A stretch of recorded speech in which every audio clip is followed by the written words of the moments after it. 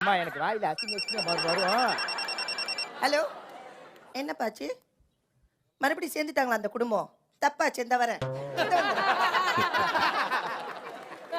நல்லா கோந்து மாதிரி போட்டு இருக்க ஃபேமிலிய பிரிச்சு பாகிஸ்தான் இந்தியா மாதிரி ஆக்கி விட்டுறானுங்கடா. பரவாயில்ல இருக்கட்டும். அடுத்து யார் வரான்னு எனக்கே தெரியல. பாத்துருவோமா? வாங்கடா டேய்.